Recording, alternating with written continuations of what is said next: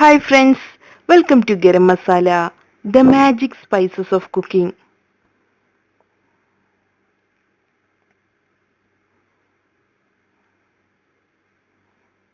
കുമ്പളങ്ങ പുളിശ്ശേരി അല്ലെങ്കിൽ കുമ്പളങ്ങ മോരുകറി.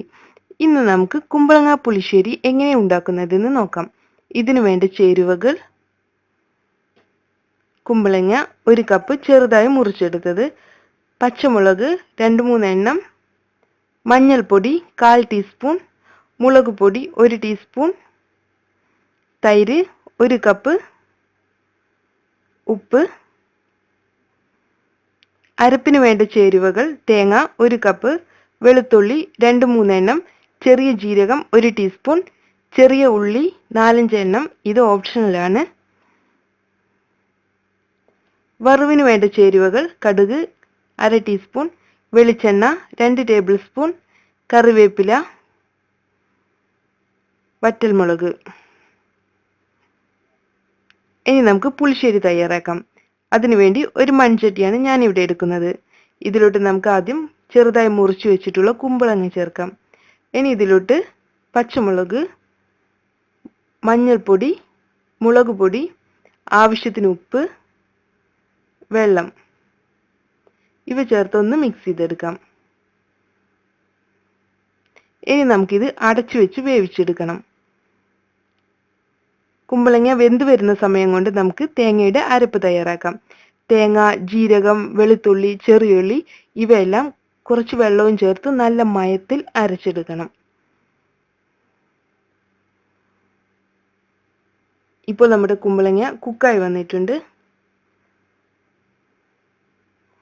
ഇനി ഇതിലോട്ട് നമ്മൾ നേരത്തെ തയ്യാറാക്കി വെച്ചിട്ടുള്ള തേങ്ങയുടെ അരപ്പൊഴിക്കാം. നമുക്കിത് നന്നായി ഒന്ന് മിക്സ് ചെയ്തെടുക്കാം.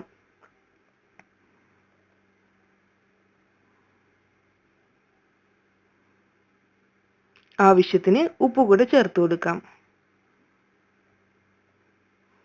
ഒന്നുകൂടെ മിക്സ് ചെയ്തതിന് ശേഷം നമുക്കിത് അടച്ചു വെച്ച് വേവിച്ചെടുക്കാം. ഇപ്പോൾ നമ്മുടെ കറി നന്നായി തിളച്ചു വന്നിട്ടുണ്ട്. നമുക്കിത് ഒന്നുകൂടെ ഇളക്കാം.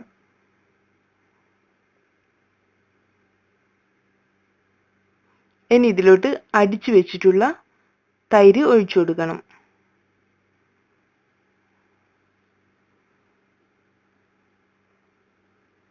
നമുക്കിത് നന്നായി മിക്സ് ചെയ്തെടുക്കാം. തൈര് ചേർത്തതിന് ശേഷം കറി തിളക്കരുത്. ഇനി നമുക്ക് ഫ്ലെയിം ഓഫ് ചെയ്യാം. അടുത്തതായി നമുക്ക് ടെമ്പറിംഗ് തയ്യാറാക്കാം. നമ്മുടെ പാൻ ചൂടായി വന്നിട്ടുണ്ട്. ഇതിലോട്ട് നമുക്ക് 2 ടേബിൾ സ്പൂൺ എണ്ണ ഒഴിക്കണം. എണ്ണ ചൂടായി വരുമ്പോൾ കടുക് ചേർത്ത് കൊടുക്കണം. ഇനി ഇതിലോട്ട് വറ്റൽമുളക്, കറിവേപ്പില ഇവ കൂടെ ചേർത്ത് ഒന്നുകൂടെ മിക്സ് ചെയ്തെടുക്കാം.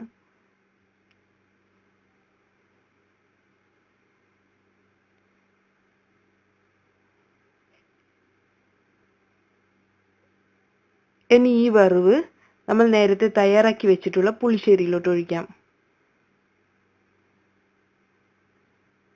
അങ്ങനെ നമ്മുടെ ടേസ്റ്റി കുമ്പളങ്ങ പുളിശ്ശേരി തയ്യാറായിട്ടുണ്ട്.